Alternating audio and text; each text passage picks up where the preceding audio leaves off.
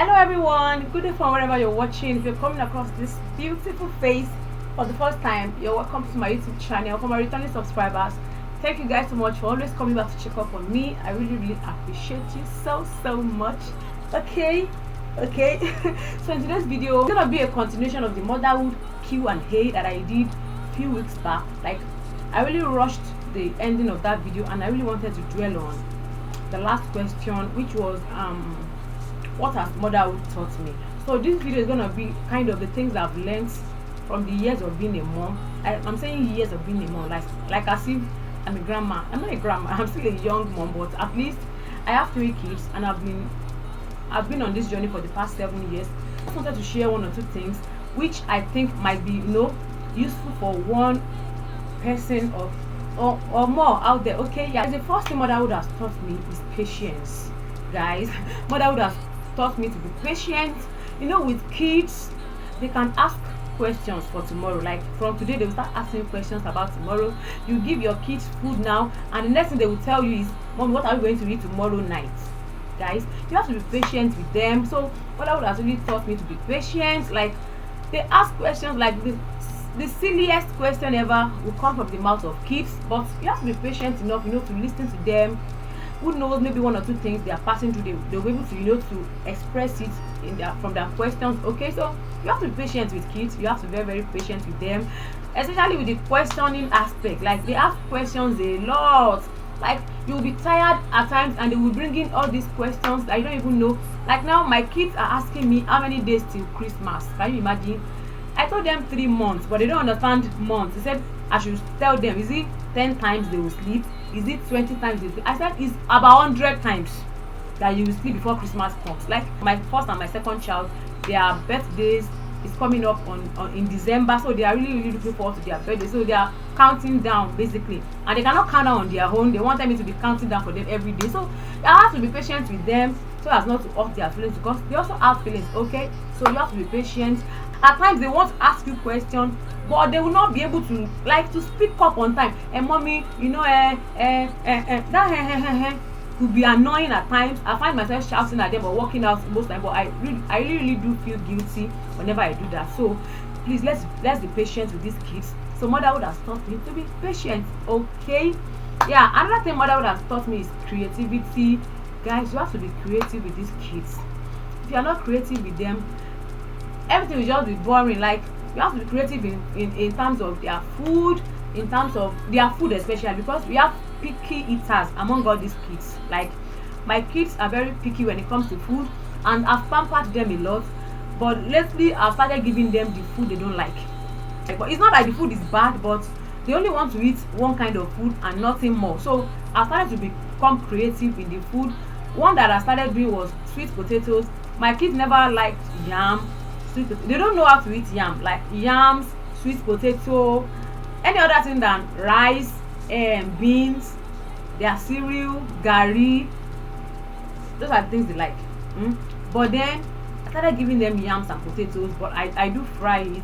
Then I added after peeling the potatoes and washing it, I will add seasonings to it. I will add ginger powder, garlic powder, curry powder. Like, I added seasoning to the potatoes before frying the potatoes, and I gave it to them and they loved it. I didn't know they would like it.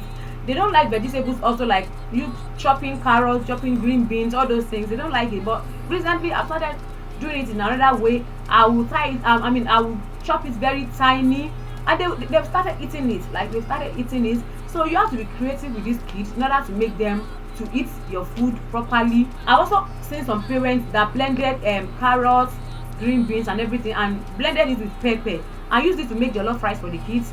They ate it because, but if you give them the vegetables, like you slice carrots, slice green beans, it's not all the kids that will eat it. But you blending it, I think, is another creativity, like to make your kids eat vegetables. So motherhood has taught me to be creative in their dressing also. If you want to dress kids up, you want them to be to look attractive, you have to be creative. Like, bring 1 and 2 together to become whole. Like, you have to be creative with these kids. And also fun time, play time, you have to be creative. So many things that they would like to play with, so that they won't feel bored or something. You know what I'm trying to say? So motherhood has taught me creativity. Okay. Another thing motherhood has taught me is research, guys. I literally turned to a doctor at some point in my life, because if anything happens, straight to the internet, straight to asking people questions. I make my research like from anywhere I could get answers from the internet.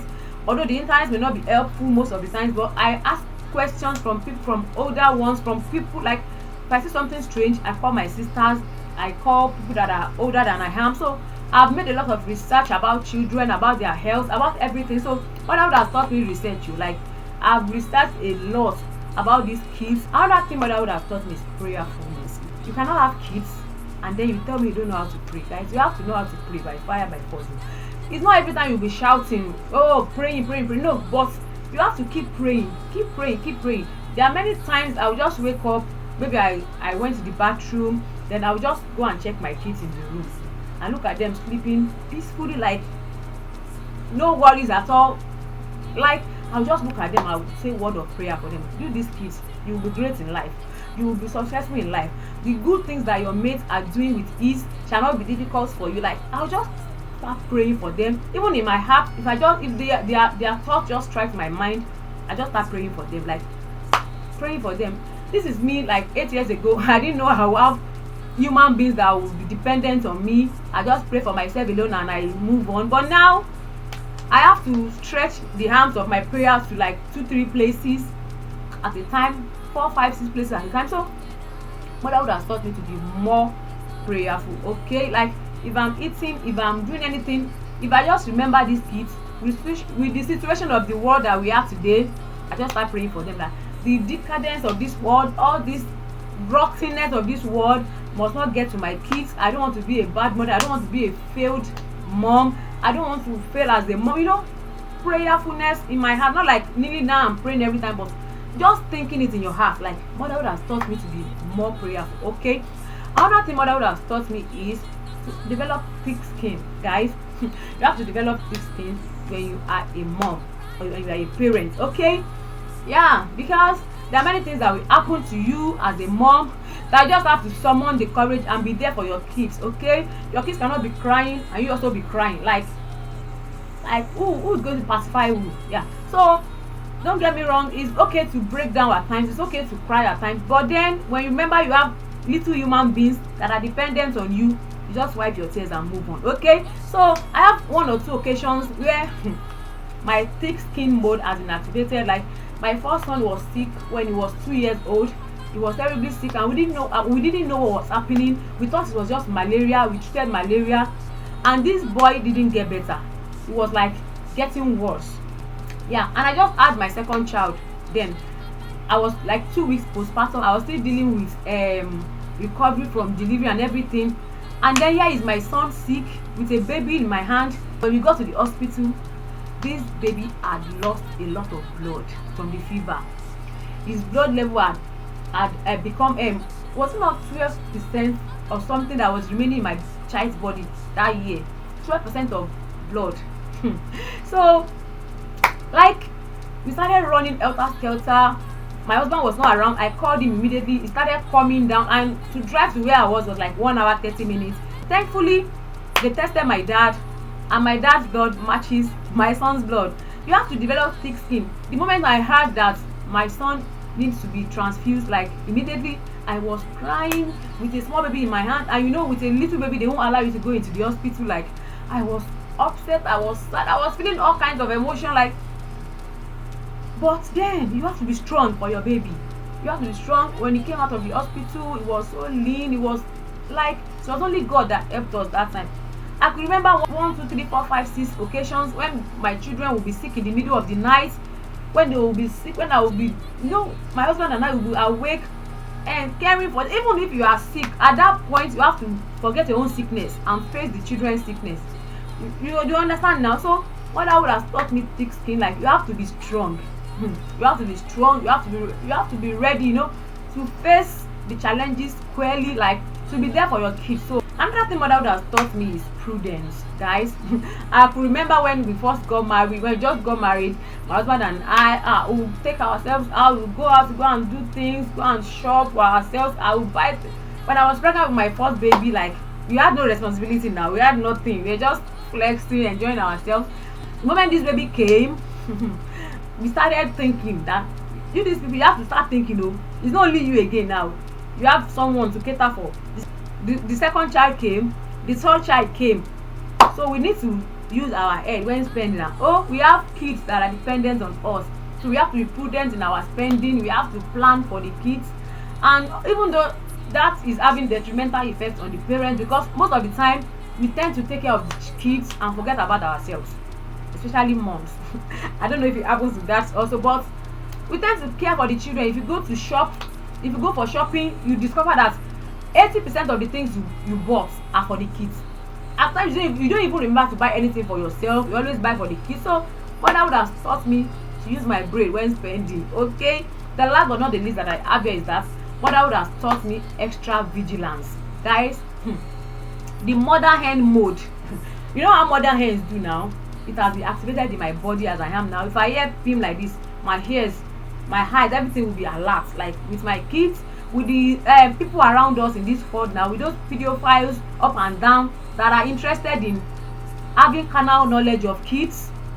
Guys, like I've been taught to have extra vigilance by being a mom. Like I could remember a day I was in the bathroom, I was having my bath, and I heard something like someone was trying to drive out of the compound. Guys, I ran out of the bathroom. I shouted my baby's name, my last baby's name. My husband was at this my husband was in the sitting room that day. He was like, what happened? What happened to you?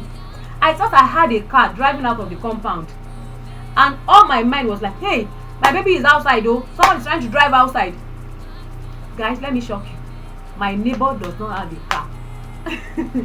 My neighbor does not have a car, and our own car has been parked outside. So where did the sound of the car, where did it come from? So motherhood has taught me extra vigilance. Always vigilance. If I want to drive out, I will check everywhere.